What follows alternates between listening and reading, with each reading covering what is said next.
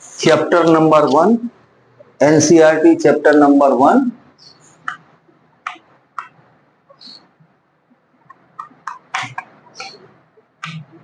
Unit and dimension, unit and measurement, not dimension.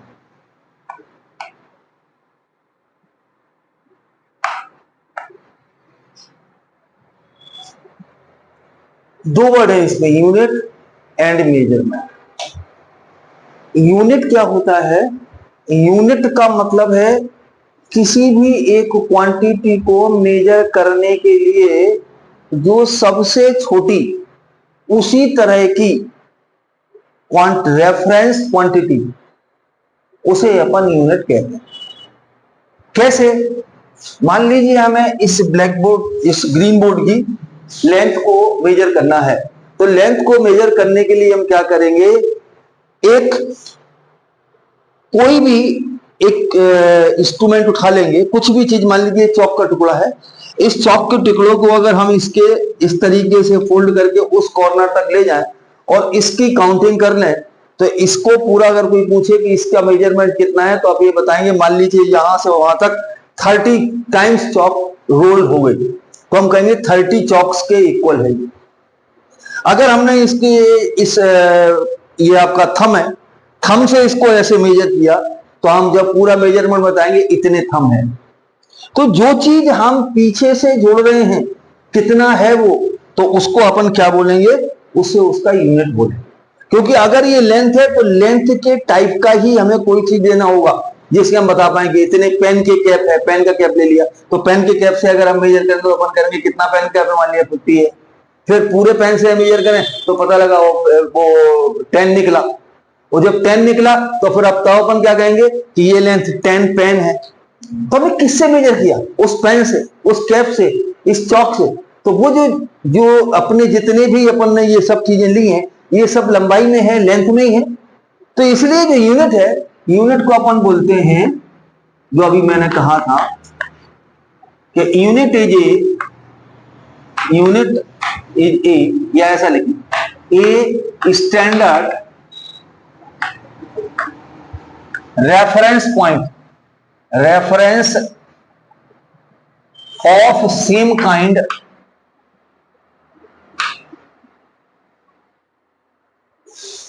of physical quantity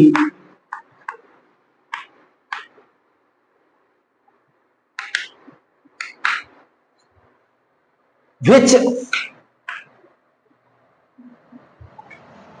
tells how much time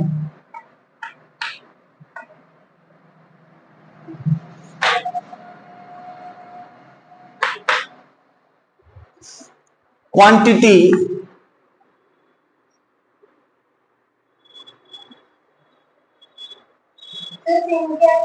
same kind, bind नहीं है, kind लिखी है, same kind of physical quantity which tells how much times how much times the physical quantity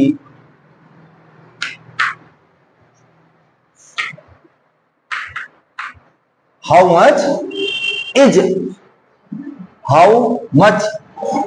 is how much times is the physical quantity। मतलब ये है कि इस जो यूनिट है वो एक स्टैंडर्ड रेफरेंस है सेम काइंड का, वो ये बताता है कि फिजिकल क्वांटिटी उसके कितने टाइम्स है। ठीक है, सो ये हो गया आपका unit. Got it?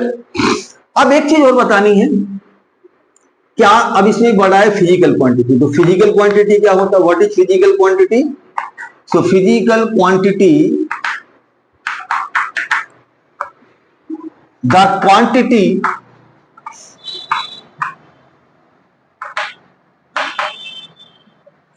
which can measure directly or indirectly, directly और indirectly is called physical quantity.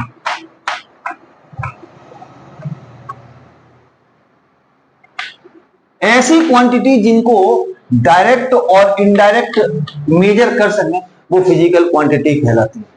अब हम एक एग्जांपल बोल रहे, फिजिकल क्वांटिटी कौन सी क्वांटिटी नहीं है, जैसे सोरो दुख, लाफिंग, वीपिंग है, और हेडेक, इनको मेजर नहीं किया जा सकता। इमोशंस, इनको मेजर नहीं किया जा सकता। और फिजिकल क्वांटिटी कौन सी है, टाइम, लेंथ, मास, ये सारी जिनको हम मेजर कर सकते हैं वो फिजिकल क्वांटिटी हैं।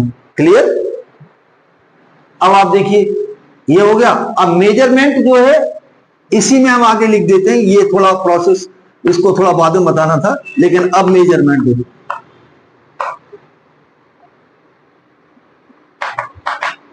मेजरमेंट क्या होता है कि ये प्रोसेस, कौन सा process, the process of comparing the physical quantity by ये स्टैंडर्ड रेफरेंस, इसके द्वारा उसको कितने टाइम्स है ये करने के प्रोसेस को मेजरमेंट कहते हैं। तो देखेंगे the process of comparing physical quantity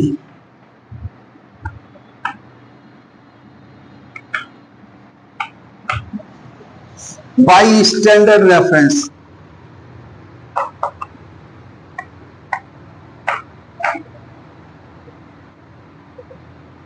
is called measurement।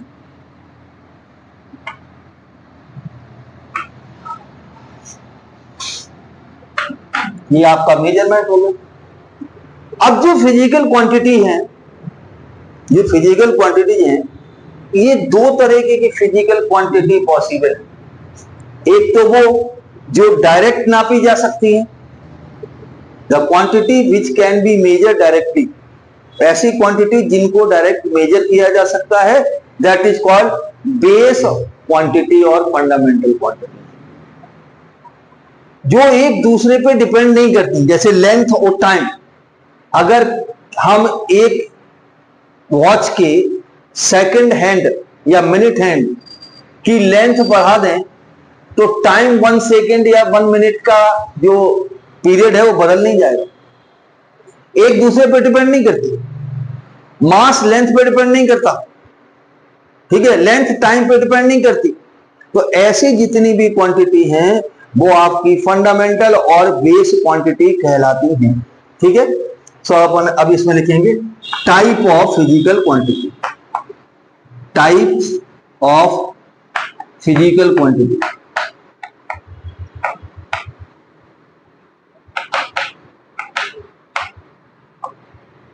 There are two types of physical quantities. There are two type of physical quantity.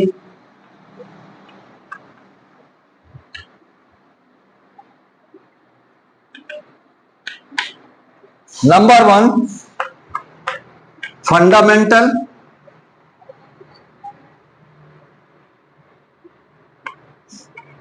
और base quantity.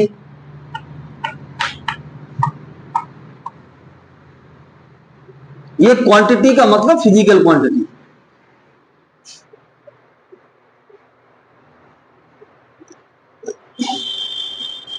The physical quantity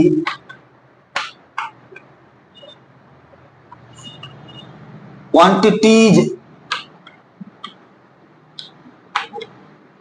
which are independent of each other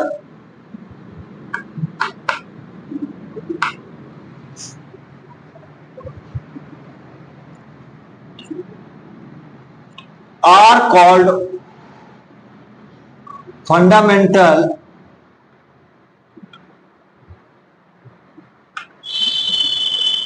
और base physical quantities.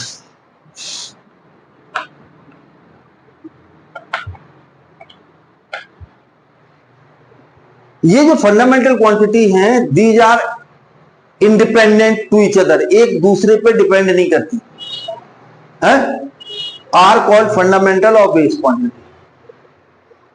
ठीक है, in quantity को हम इन quantities को हम direct या किसी मीटर से मेजर कर सकते हैं। इनको मेजर करने के लिए एक इंस्ट्रूमेंट रहता है, जैसे लेंथ के लिए लेंथ के काइंड का उसी तरह का एक कोई इंस्ट्रूमेंट होगा, यूनिट होगी, रेफरेंस होगा, उससे अपन इसको मेजर कर सकते हैं। ठीक है, अब फॉर एग्जाम्पल इसके ये हैं। For example length, mass, time,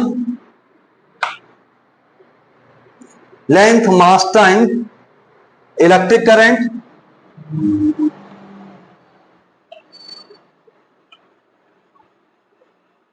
आगे पीछे लिख रहा हूं मैं, temperature,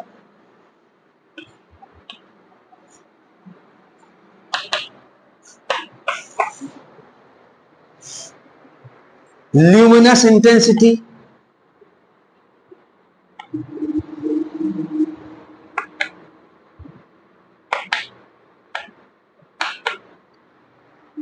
and quantity of substance,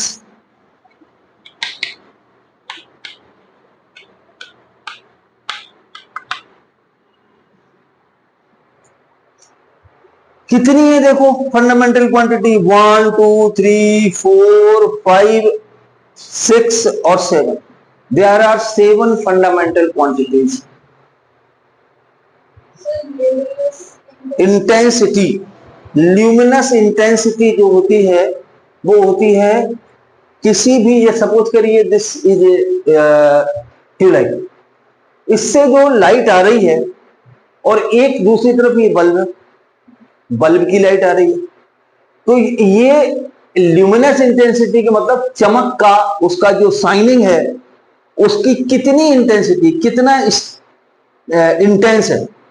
जो ज्यादा रोशनी दे रहा होगा उसकी ल्यूमिनस इंटेंसिटी ज्यादा होगी, जो कम कर रहा होगा ल्यूमिनस इंटेंसिटी कम होगी। ल्यूमिनस का मतलब होता है चमक, शाइनिंग। इंटेंसिटी का मतलब क्या है, स्ट्रेंथ, इसकी स्ट्रेंथ। और इसे जो मेजर करते अपन कैंडेला में करते हैं। कैंडेला एक यूनिट है, अभी हम यूनिट बताएंगे तो आगे इसके बारे में बात करेंगे अपन। तो ये जो है आपका क्या है, ये हो गया। अब ये जो ये यूनिट है, ये मेजरमेंट हो गया। ये फिजिकल क्वांटिटी में अपन फर्दर आगे बढ़ रहे हैं, तो फिजिकल क्वांटिटी में एक आपकी हुई कौन सी, फंडामेंटल और बेस क्वांटिटी। दूसरी, यानी हम दूसरे तरीके से अगर हम समझने के तौर पर बोले कि हमें अच्छे से समझ आ जाए, तो फंडामेंटल क्वांटिटी वो क्वांटिटी है जिनका कोई फॉर्मूला नहीं होता, सीधी सीधी उनको निकालना है तो मेजरमेंट डायरेक्टली उनका किया जा सकता है और किया जाता है। जब हम डायरेक्ट मेजरमेंट करते हैं तो ऐसी क्वांटिटी फंडामेंटल या बेस क्वांटिटी है। जब डायरेक्टली कर रहे हैं तो उनका कोई फॉर्मूला है ही नहीं। दूसरे तरीके की क्वांटिटी, फिजिकल क्वांटिटी जो है, वो ऐसी क्वांटिटी है जो डिपेंडेंट है टू ईच अदर, एक दूसरे के ऊपर डिपेंडेंट होती, यानी उनका एक फॉर्मूला होता है। जैसे अपन स्पीड की बात करें, एरिया की बात करें, स्पीड का फॉर्मूला होता है distance upon time. Distance fundamental length है, फंडामेंटल क्वांटिटी। टाइम है, इन दोनों के रेशियो को अपन स्पीड बोल रहे हैं। ठीक है, एरिया है तो एरिया में लेंथ इंटू ब्रेथ, यानी कहने का मतलब है length into length, length into length, तो ब्रेथ भी लेंथ है। इन दोनों के मल्टीप्लीकेशन से एक क्वांटिटी मिल रही है जिसको अपन एरिया बोल रहे हैं। तो ऐसे जितनी भी क्वांटिटी जिनका एक पर्टिकुलर फॉर्मूला है, उन सारे क्वांटिटीज को हम क्या बोलेंगे, ड्राइव्ड क्वांटिटी बोलेंगे। सो नेक्स्ट है आपका derived quantity.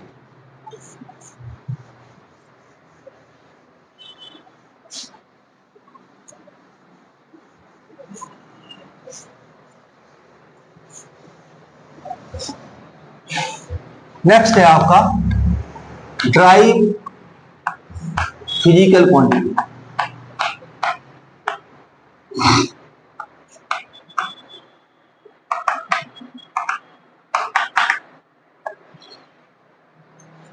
These are quantities, these are physical quantities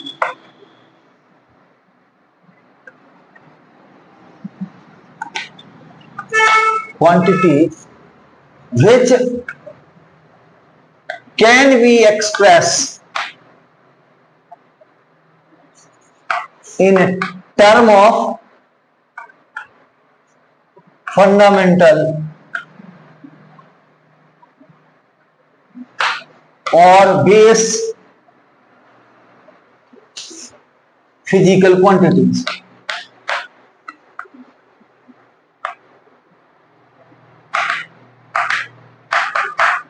for example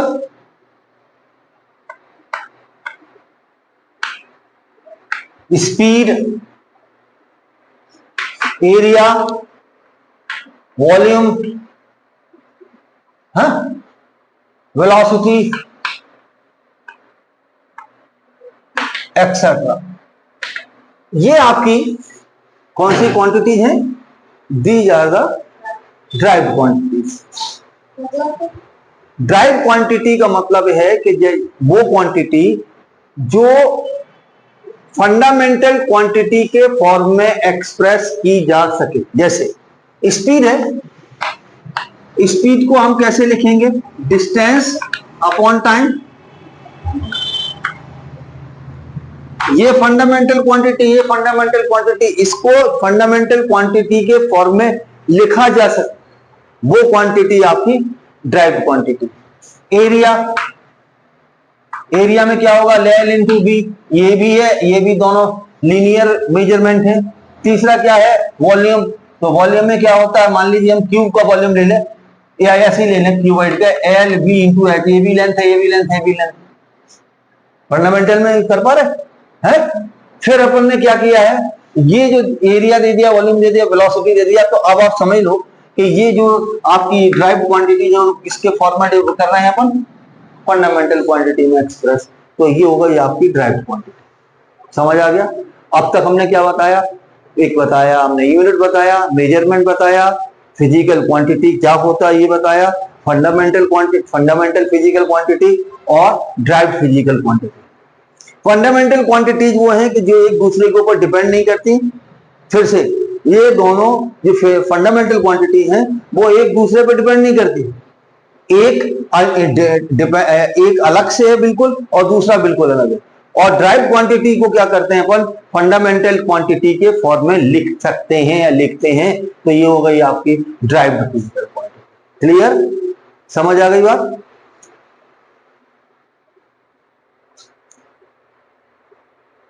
अब इसके बाद हमने जो पहले अभी इसके पहले जो यूनिट बताया था, तो अब यूनिट सम इंपॉर्टेंट यूनिट्स, या कहें अपन सम क्या बोलेंगे, चलो ठीक है, important units used in normal way, ऐसा लिखते हैं। सामान्य नॉर्मली इसको अपन यूज करते हैं वो। देखो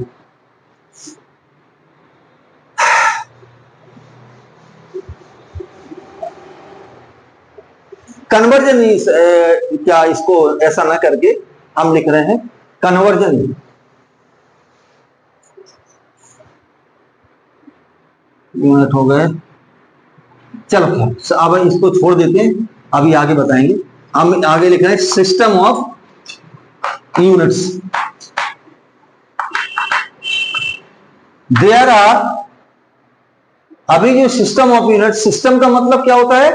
collection of unit of fundamental quantities का जो फंडामेंटल क्वांटिटी हैं उनके यूनिट के कलेक्शन को सिस्टम ऑफ यूनिट कहते हैं। और कुछ system of unit which are in use और normally we use we are writing there. So there are some useful system of units. System of units समझ गए? The collection of the units of fundamental quantities. ठीक है? So there are some following. There are some useful systems. Number one, CGS. CGS system of units.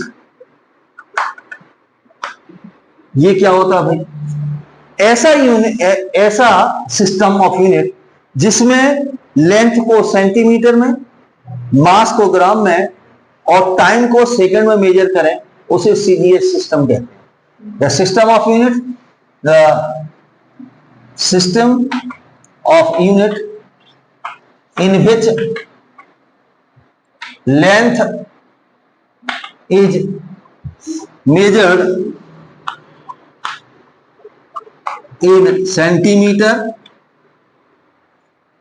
mass in gram and time in second is called CGS system. समझ आ गई बात? CGS system कौन सा होगा? जिसमें length को centimetre में, मास को ग्राम में और टाइम को सेकंड में मेजर करेंगे, तो that is called CGS system. Second है एमकेएस सिस्टम. ये फ्रेंच सिस्टम है. एमकेएस सिस्टम, एमकेएस सिस्टम में क्या है? द सिस्टम, फ्रेंच का मतलब फ्रांस के द्वारा बनाया गया system of units in which length is measured in metre, m for metre, comma, mass in kg and time in second. हाँ? कार्मेट है किसमें नहीं वो? आर कहाँ लिखा है ही नहीं.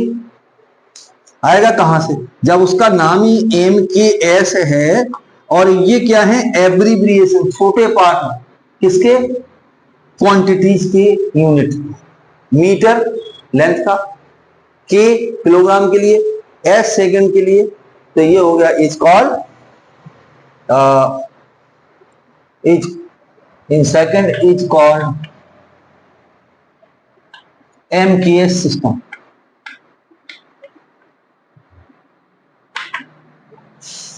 थर्ड है आपका FPS.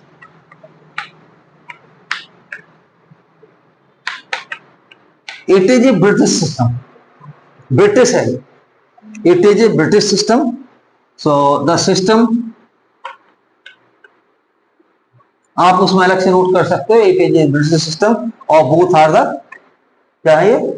French system. French, not France. The system in which length is measured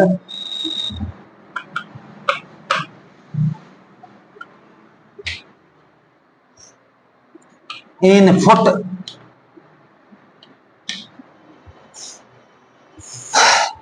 mass in pound and time in second is called FPS system.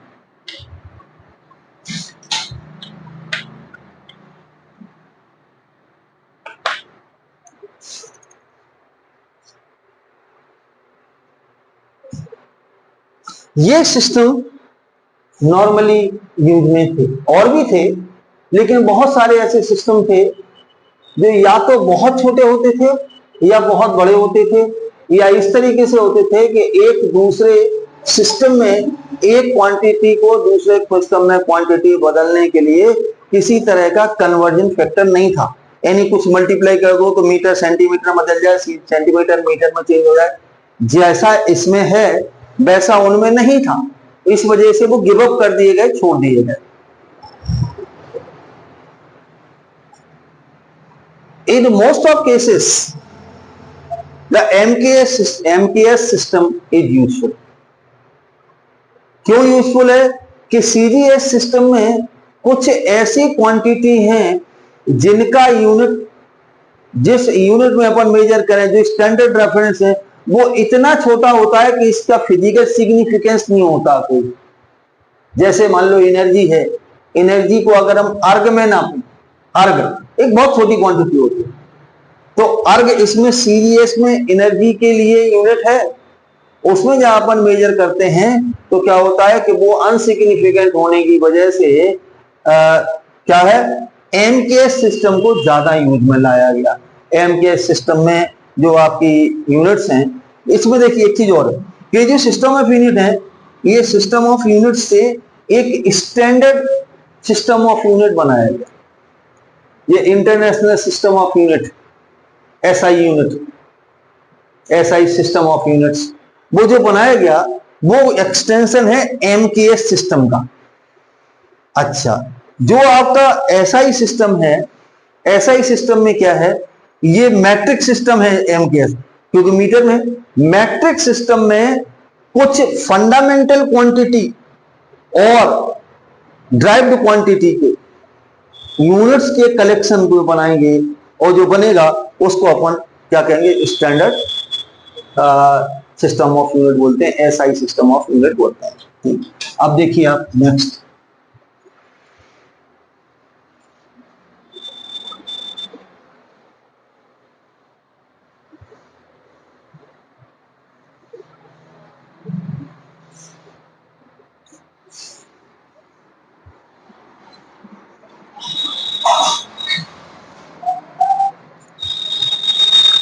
SI system.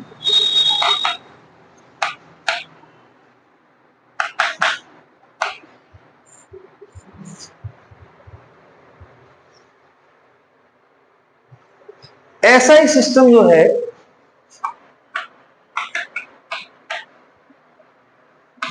Is a short form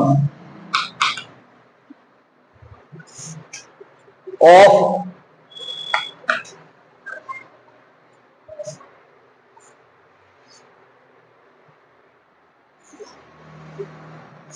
standard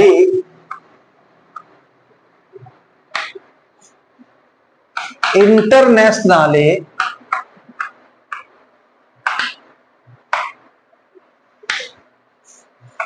unity, ये एक French word है और इसकी वजह से SI abbreviation में use हो किया हुआ, ठीक है। अगर हम इंटरनेशनल सिस्टम ऑफ यूनिट की बात करें तो इंटरनेशनल में आई पहले आना चाहिए था, एस बाद में आना चाहिए था, लेकिन फ्रेंच वर्ड जो है स्टैंडर्ड इंटरनेशनल यूनाइटी, इसके एब्रीविएशन के नाम पर आपका एसआई सिस्टम है, ठीक है। एसआई जो इसमें क्या होता है, it is A combination of,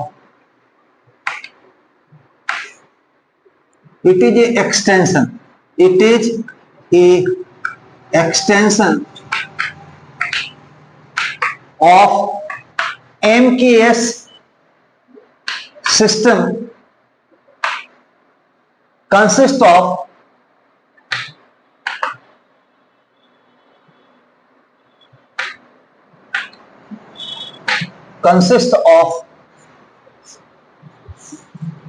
units of fundamental quantities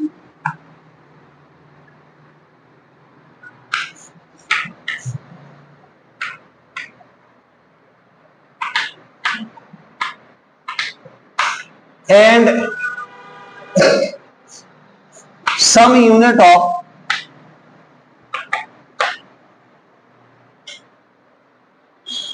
derived quantities.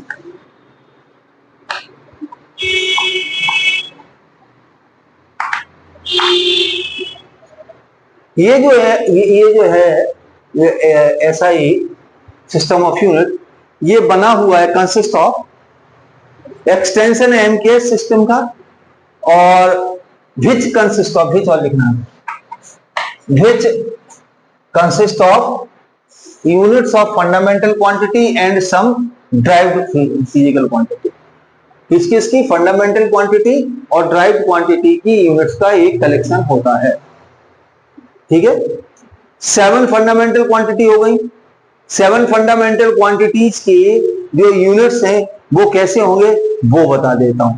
देखो, तो यूनिट ऑफ, अब लिख रहा हूं, units of 7 fundamental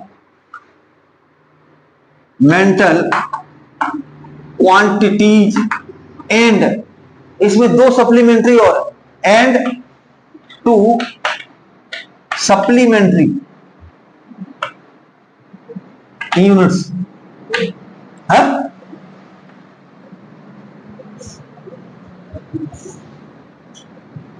plus derived quantity के। तो अभी हम इतने ही लिखने हैं इसकी क्वांटिटी का नाम। तो पहले अपन ले लें, सबसे पहले लिया हमने मास, ठीक, फिर लेंथ,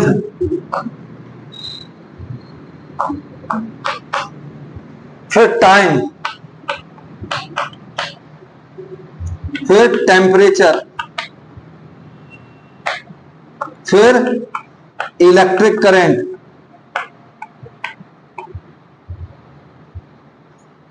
फिर ल्यूमिनस इंटेंसिटी, फिर क्या बचा, सब्सटेंस, क्वांटिटी ऑफ सब्सटेंस।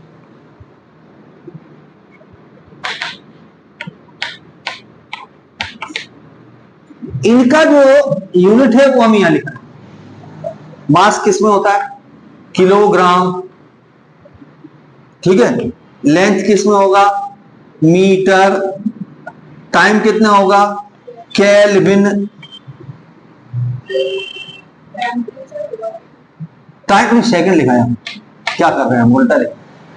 ये टेम्परेचर होगा केल्विन, ये हम टेम्परेचर ऊपर समझ गए, 3 ही वर्ड में लिख दिया हमने टेम्परेचर को, इसलिए।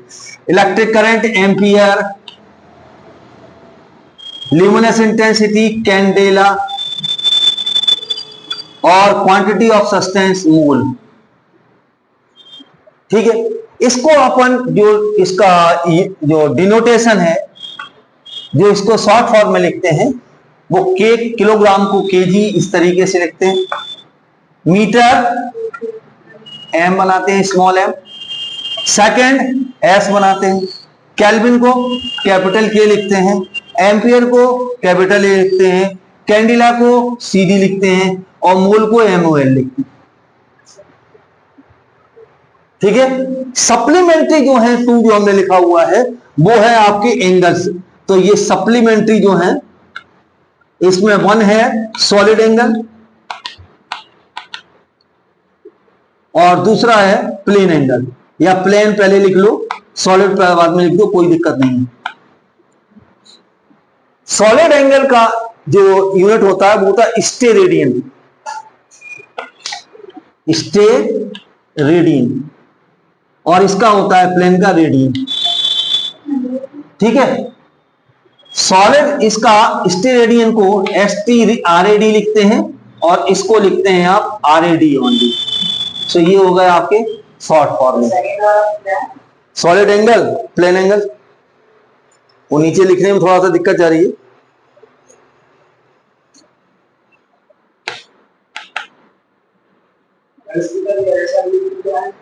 रेडियन, स्टेरेडियन,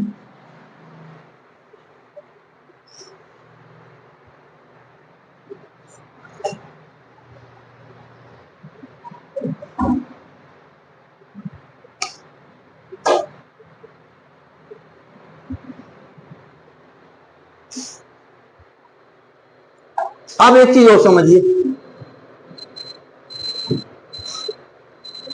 एमकेएस सिस्टम और एसआई सिस्टम में डिफरेंस क्या है? एमकेएस सिस्टम में अगर हम फोर्स का यूनिट लिखें तो हमें लिखना होगा किलोग्राम मीटर पर सेकंड स्क्वायर। यानी जितने भी आपके टर्म फंडामेंटल की यूनिट में लिखे जा सकते हैं वो सारे के सारे यूनिट आपके किस में आएंगे? एमकेएस सिस्टम में। एसआई यूनिट में क्या है कि जैसे एम अभी हमने कहा केजी मीटर पर सेकंड स्क्वायर, इतने बड़े यूनिट को एक साइंटिस्ट के ऑनर में नाम दे दिया गया जिसे कि न्यूटन लिखी। तो उसमें क्या लिखते हैं? एसआई यूनिट में फोर्स का यूनिट होगा न्यूटन, और एमकेएस में क्या होगा? केजी मीटर पर सेकंड। सिमिलरली जो एनर्जी है, एनर्जी के यूनिट, जो बड़ा यूनिट आ रहा था उसको एक साइंटिस्ट के नेम से जूल बोला गया, तो उसका यूनिट हो गया जूल। करंट का एम्पियर, वो तो खैर honour of in honour of ampere के साइंटिस्ट एम्पियर के ऑनर में है वो। अब एक चीज यहां समझना, कैंडेला क्या होता है? कैंडेला का मतलब है कि the light radiating by an luminous object. Luminous object मतलब जलती हुई, रोशनी करती हुई जो ऑब्जेक्ट है, बल्ब है ल्यूमिनस है, सन ल्यूमिनस है। तो ल्यूमिनस ऑब्जेक्ट की जो रोशनी है, जो उसकी लाइट है, उस लाइट को एक कैंडल से निकलने वाली लाइट से कंपेयर किया जाता है, तो वो कैंडेला कहलाता है। एक कैंडल की लाइट को कैंडेला बोलते हैं। सपोज करिए आपने क्या किया, हमें मेजरमेंट करना है, हमने पहले पूरे रूम में डार्कनेस कर दी, फिर उसके बाद हमने 2 चैम्बर्स लिए इस तरीके के। इस तरफ मान लीजिए हमने बल्ब लगाया हुआ है और बल्ब से जो लाइट की आ रही है बाहर को आ रही है। हम क्या करेंगे, इस वाले कॉलम में जिसमें डार्कनेस है पहले एक कैंडल रखी, हमने देखा यहां तेज है, यहां कम, 2 रखी, 3 रखी, 4 रखी। जब दोनों बराबर आने लग जाए इसकी इंटेंसिटी उतनी कैंडेला हो गई। ये समझने के लिए हम आपको बता रहे हैं। तो कैंडेला का मतलब क्या है? इसमें स्टैंडर्ड रेफरेंस क्या है? The light of a candle. और अगर 10 कैंडल के इक्वल किसी बल्ब की लाइट है तो उसकी यूनिट हो गई 10 कैंडल। 100 के इक्वल है 100 कैंडेला, इसलिए कैंडेला इसको यूज करा है। और जो यूज करा है इसी सेंस में आप याद रखिए कि कैंडेला क्या है। क्लियर?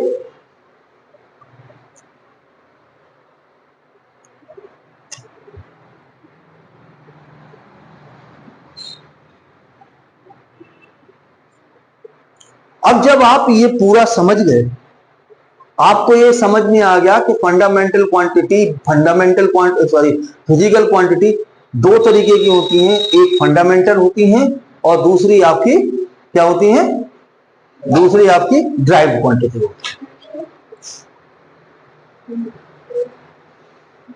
हम मेथड ऑफ मेजरमेंट अभी इसमें स्किप कर दे रहे हैं। डायमेंशन, अच्छा, dimension of a physical quantity.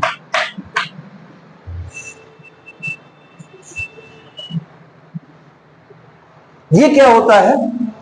जब हम किसी भी एक फिजिकल क्वांटिटी को, नॉट फंडामेंटल क्वांटिटी, एक फिजिकल क्वांटिटी को इन टर्म ऑफ फंडामेंटल क्वांटिटी रखते हैं, वेदर इट इज मल्टीप्लीकेशन और डिवीजन, जहां हम उसको एक एक्सप्रेशन मल्टीप्लीकेशन के फॉर्म में कन्वर्ट करते हैं, तो क्या होता है?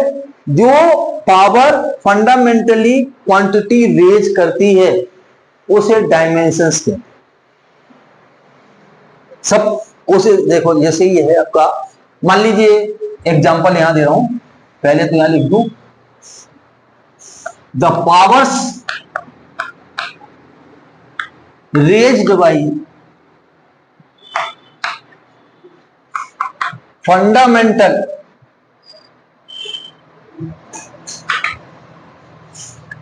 quantity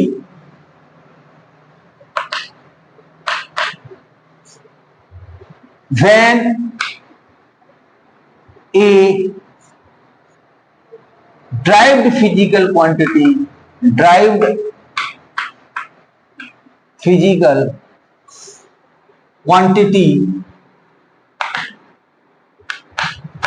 is expressed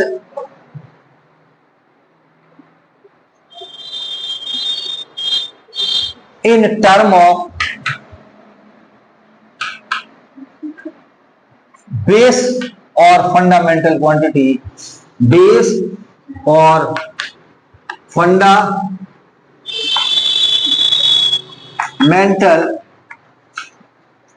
quantity is called dimension.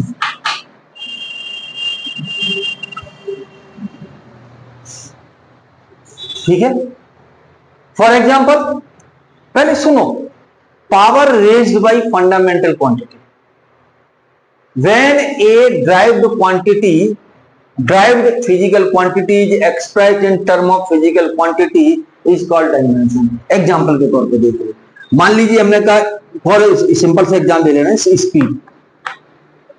Speed equal to क्या हुआ, डिस्टेंस अपॉन टाइम। ठीक है, जब डिस्टेंस अपॉन टाइम लिखा तो डिस्टेंस क्या चीज है भाई, लेंथ है, और ये क्या है, टाइम है। तो जब हम इसको मल्टीप्लीकेशन के फॉर्म में लिखेंगे तो ये लिख जाएगा एल, और टी ऊपर पहुंच जाएगा तो -1 पावर, ये इस तरीके का टर्म बन जाएगा। तो ये जो ऊपर इसके पावर्स हैं, तो इसका आंसर कैसे लिखा जाता है, question of what are the dimensions of speed, तो आप ये लिखोगे dimensions of length is 1 and dimensions of time is -1 in speed. Speed में लेंथ और टाइम की डायमेंशंस क्या है, इस तरीके से इसको एक्सप्रेस किया जाता है। समझ गए? अब हमें ये डायमेंशंस बता दिया फिजिकल क्वांटिटी, जबकि इसके पहले में डायमेंशन फॉर्मूला लिखना था, तो डायमेंशन फॉर्मूला नीचे लिख दे रहे हैं, डायमेंशनल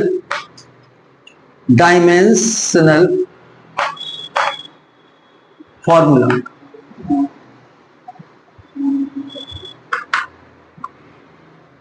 ये भी बोल दिया था, लिखा नहीं था। The expression of a physical quantity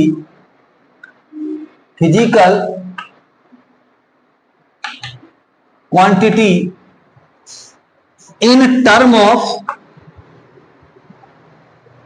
expression of a physical quantity in term of abbreviation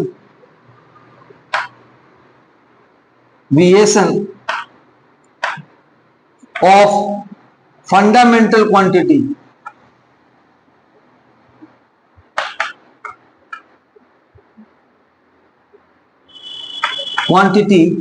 in square bracket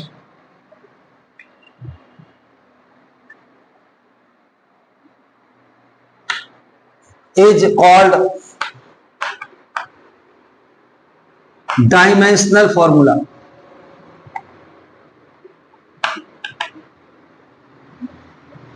example समझ लो, क्या लिखा है, the expression of physical quantity in term of the abbreviation, बोला short form, abbreviation of fundamental quantity in square bracket is called dimensional formula.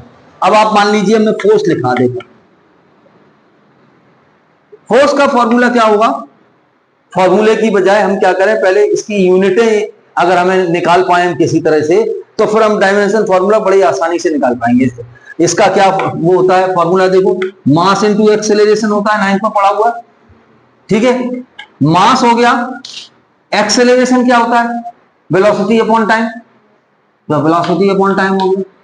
अब velocity भी एक यहां पर क्या है, ड्राइव्ड क्वांटिटी, क्योंकि इसका ही फॉर्मूला होता है। हमें फंडामेंटल में ले जाना है बिना फॉर्मूला वाले में। तो ये कितना हो गया, ये मास हो गया और वेलोसिटी हो गया डिस्टेंस डिस्प्लेसमेंट अपॉन टाइम, और पहले से ये टाइम भाई। तो कितना बन गया, ये बन गया एम और ये बन गया डी, मानी मास डिस्टेंस अपॉन टाइम का स्क्वायर। अब इसको क्या करना है, हमें शॉर्ट फॉर्म में मल्टीप्लीकेशन के फॉर्म में लिखना है। अगर हम इसमें क्या मास का लिखें तो मास किस में होता है, मास जो है मास एम के का शॉर्ट फॉर्म एम है, तो हम यहां एम लिख पाएंगे। यह डिस्टेंस है, डिस्टेंस लेंथ है तो वो एल हो गया, और ये क्या है, टाइम जो है कैपिटल टी से करते हैं, तो कैपिटल टी हमेशा ऊपर ले जाने सारे मल्टीप्लीकेशन फॉर्मूला, यही बन गया डायमेंशनल फॉर्मूला। समझ आ गई बात। हम क्या करेंगे, हमने ये कहा expression of physical quantity in term of in multiplication term लिख देता हूं, in multiplication term of abbreviation of fundamental quantity in square bracket is called dimensional formula. समझ आ गई बात। अब डायमेंशनल फॉर्मूला अपन बहुत बड़ा एक्सप्रेशन करने की जरूरत नहीं है, आप इस तरीके से निकालेंगे, पहले फॉर्मूला लिख लेंगे, उसको छोटे से छोटा बदलते चले जाएंगे जब तक वो फंडामेंटल क्वांटिटी में नहीं बदल जाए, और उसके अपन टर्म लिख देंगे, बन गया डायमेंशनल। डायमेंशनल फॉर्मूले के लिए आपको कोई ज्यादा कोशिश करने की जरूरत नहीं पड़े, ठीक है। लेंथ है, हाँ। अब फंडामेंटल क्वांटिटी के शॉर्ट फॉर्म दिखाई दे रहे हैं, डायमेंशनल फॉर्मूले में क्या लिखना है।